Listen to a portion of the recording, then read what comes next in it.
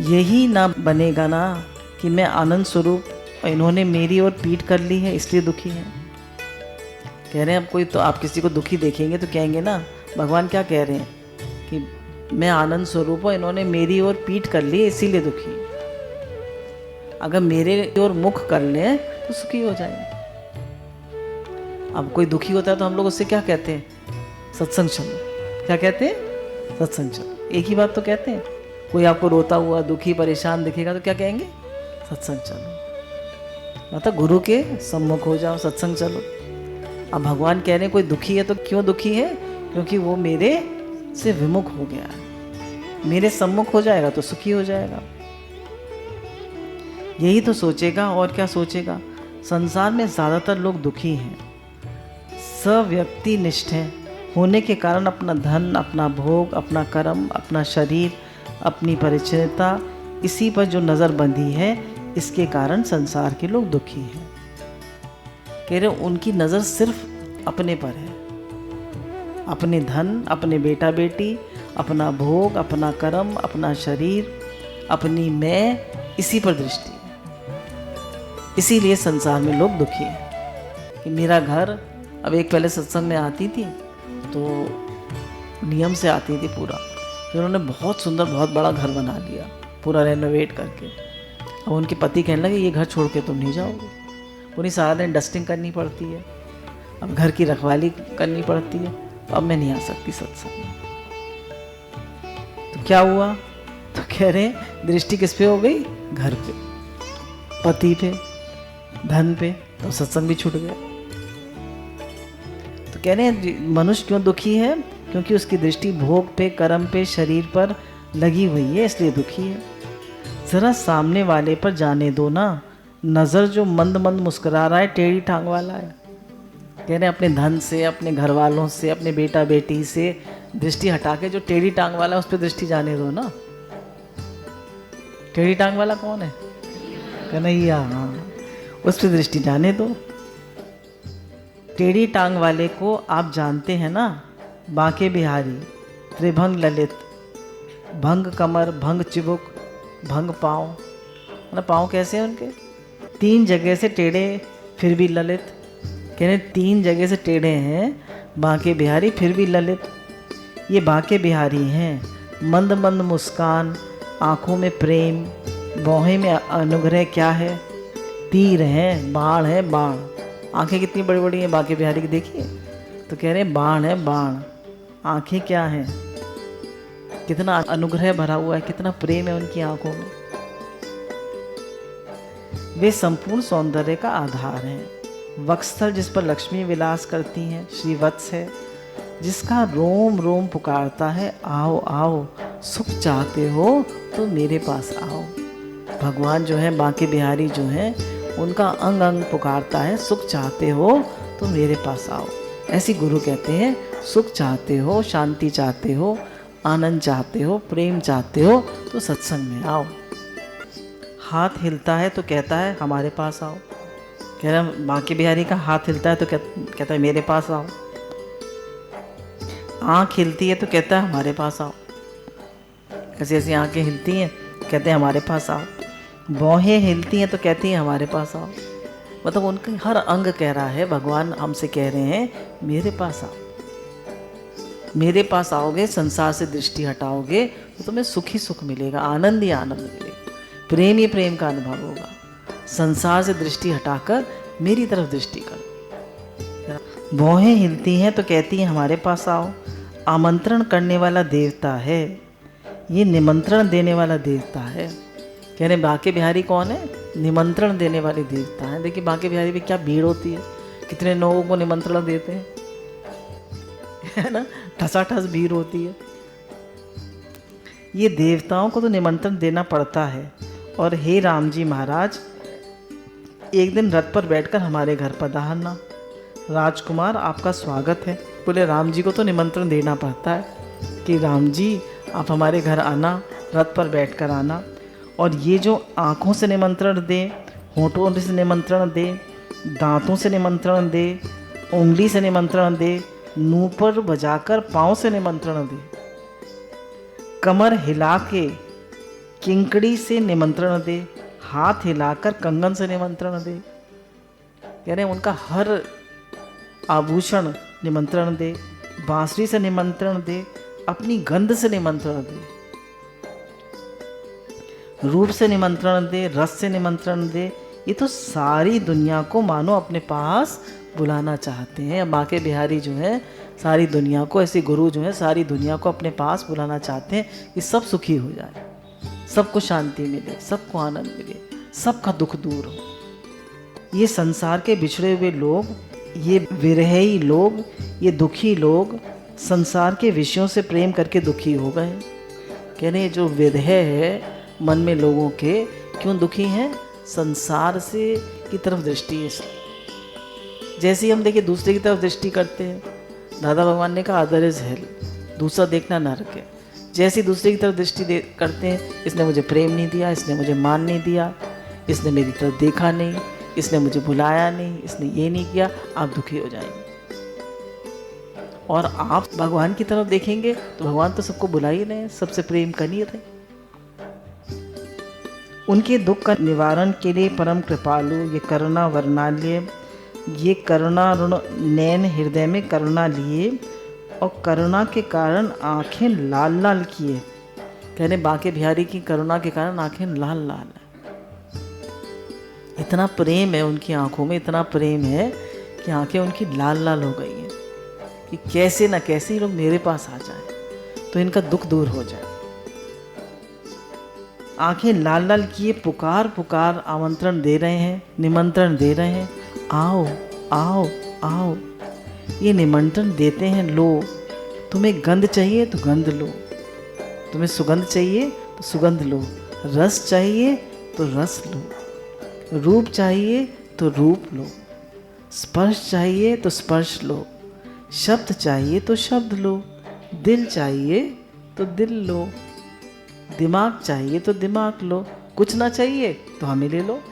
अब कहने योग माया का क्या अर्थ है? कहने माया माने शब्द अर्थात बंशी मुरली। बांसुरी क्या है? अब बता रहे बांसुरी क्या है। बांसुरी बजाई थी ना भगवान ने सब गोपियों को बुलाने के लिए। भगवान ने एक शब्द बजाया था बस, क्लीम। क्लीम एक शब्द बजाया था तो हर गोपी ने सोचा कि मुझे बुला रहे। ललिता ने सोचा मेरा नाम बुला रहे, विशाखा ने सोचा मेरा नाम बुला रहे, चित्रलेखा ने सोचा मेरा नाम बुला रहे, हर गोपी ने सोचा कि मेरा नाम बुला रहे। भगवान ने तो एक शब्द बजाया था और हर गोपी ऐसा समझने लगी कि मुझे बुला रहे हैं। अब कहने बांसुरी क्या है? प्राणों की हृदय की पीड़ा को बांसुरी जितना प्रकट कर सकती है उतना कोई वाद्य नहीं कर सकता। बांसुरी जो है श्वासों से बजाई जाती है, हृदय से बजाई जाती है। कह रहे हैं जितना हृदय की पीड़ा को बांसुरी प्रकट करती है उतना और कोई वाद्य यंत्र नहीं प्रकट कर सकता। ये ढोलक है ना, मृदंग है ना, नगाड़ा है ना, इनको पटापट पीटो तब बोलते हैं। सारंगी आदि तार वाद्यों को रगड़ो तब आवाज़ निकलती है। कांसे के झांझे को लेकर आपस में टकराओ तब आवाज़ निकलती है।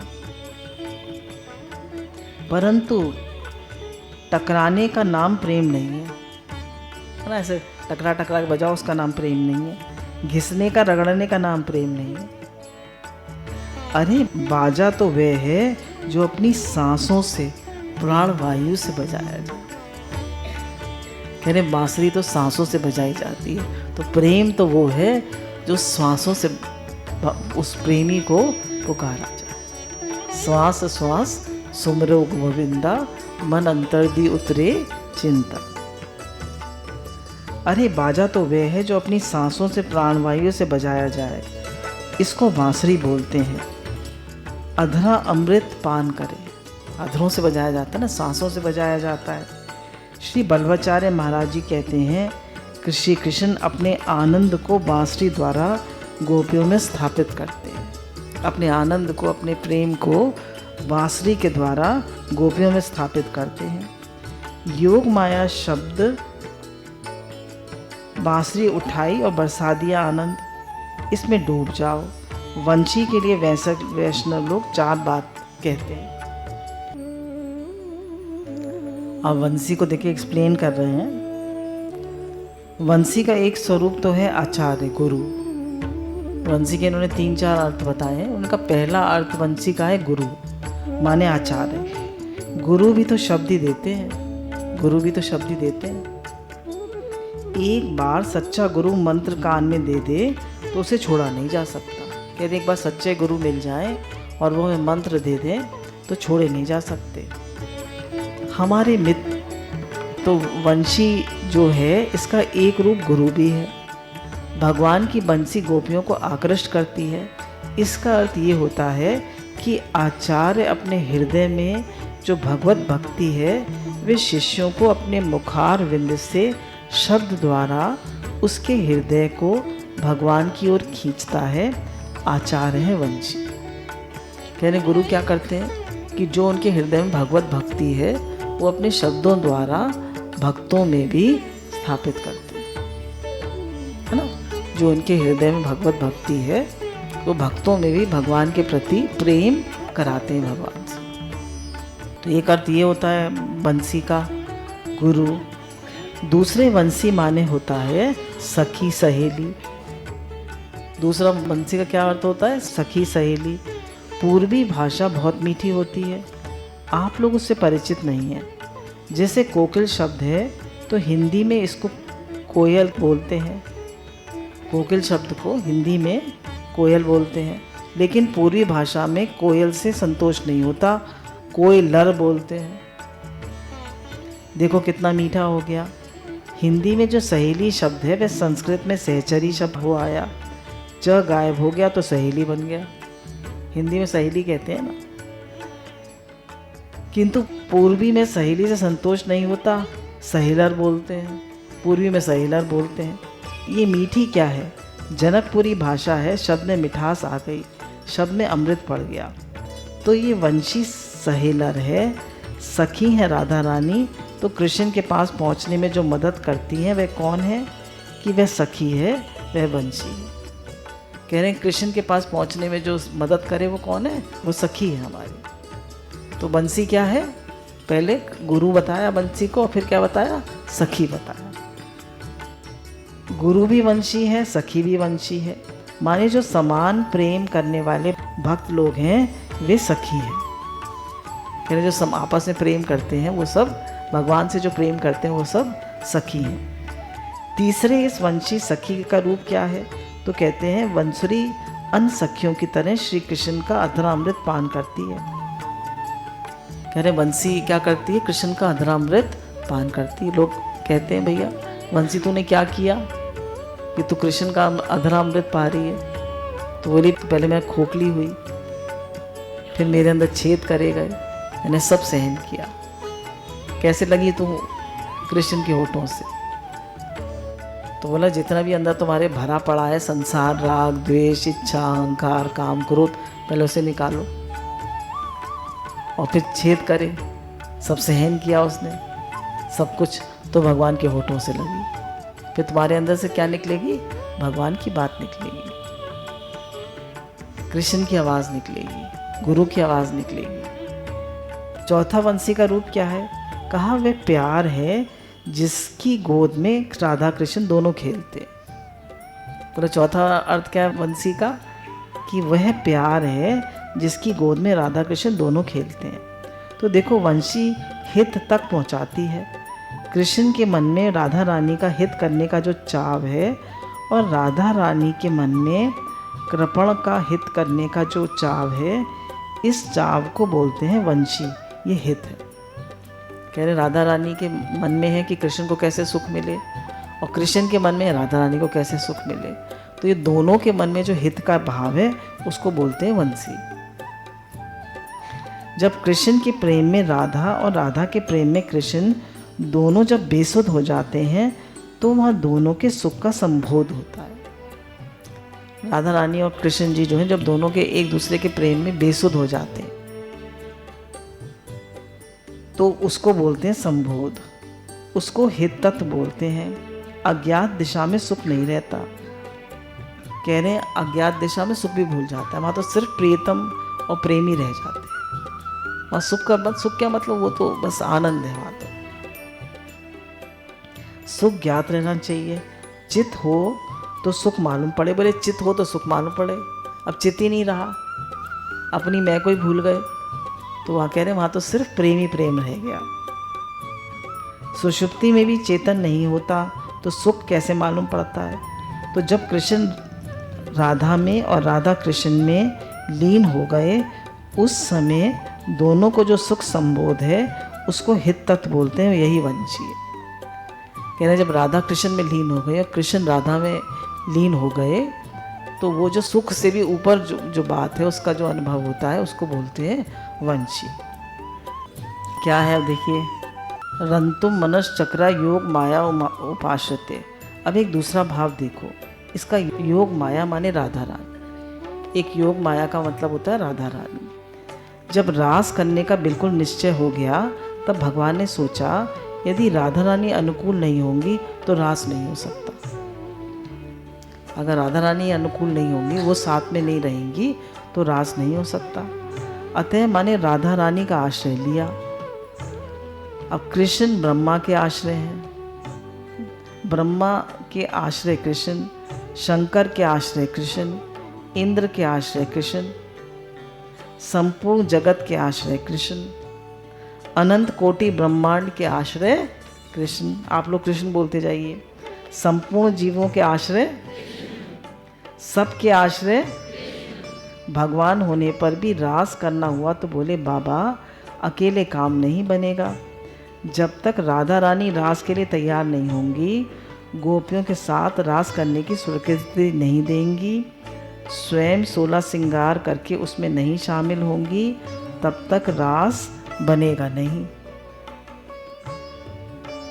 यानी जब तक राधा रानी तैयार नहीं होंगी तब तक रास नहीं हो सकता। तब सबके आश्रय होने पर भी श्री राधा रानी के आश्रित हुए। सबके आश्रय होने पर भी भगवान स्वयं राधा रानी के आश्रित हुए। अब क्या हुआ देखिए, आश्रित हुए माने राधा रानी के पास गए, उनके पांव पकड़ लिए, है ना, उनके पास गए और ये नहीं कहा तुम रास में चलो, उनके पांव पकड़ लिए राधा रानी के। श्री राधा रानी बोली प्रियतम ये क्या कर रहे हो? दोनों हाथ पकड़ के हृदय से लग गई और बोली ये क्या कर रहे हैं, आज पाँव क्यों छू रहे हैं? कहा तुम्हारी शरण में हूँ, तुम्हारे आश्रय में हूँ, देखो इतने बड़े होकर भी इतना दैन्य दिखाते हैं। बोले भगवान इतने बड़े हैं, सबके आश्रय हैं, फिर भी कितना दैन्य है, फिर भी कैसे राधा रानी के पाँव छू रहे हैं, कैसे राधा रानी के पाँव पकड़ लिए। बोली प्रियतम आज्ञा करो। कहा आज्ञा नहीं, तुमसे आज्ञा लेने आया, मैं आज्ञा करने नहीं, तुमसे आज्ञा लेने आया हूँ। बोली क्या? कहा गोपियों के मन में रास की है, एक दिन उनके साथ रास हो जाए, इसलिए मैं तुम्हारी शरण में आया हूँ देवी। प्रिया हो, प्रसन्न हो जाओ, कृपा करो कि गोपियाँ भी तुम्हारे साथ रास करने का, नृत्य करने का, गाने बजाने का, नाचने का आनंद मिले। तो कह रहे हैं तुम्हारे साथ गोपियों को भी आनंद मिले रास का, मैं तुमसे आज्ञा लेने आया हूँ। कितनी दैन्य है, कितना प्रेम है भगवान का। और ये आनंद इन गोपियों को मिलेगा, इनमें प्रकट होगा, तो व्यास, सुखदेव आदि का उसका गान करेंगे, तब सब लोग उसका गान करेंगे। संसार के सब जीवों को मालूम पड़ेगा तो वे भी हमारा ध्यान करेंगे। तो जब रास होगा तो सब संत लोग हैं वो सब रास का ध्यान करते हैं। तो कह रहे हैं वो लोग भी, सुखदेव मुनि, व्यास जी, वो लोग उसका गान करेंगे और सब लोग हमारे इस रास का ध्यान करेंगे। वे भी हमसे प्रेम करेंगे, उनके हृदय में भी सच्चे प्रेम का उदय होगा। इसलिए योग माया उपाश्रिता। तो भगवान जो है वो राधा रानी का आश्रय ले रहे हैं, उनके पाँव छू रहे हैं, उनके पाँव पकड़ रहे हैं और कह रहे हैं मैं तुमसे आज्ञा लेने आया हूँ कि तुम भी रास में आओ। गुरु भगवान के अनंत शुक्राने हैं।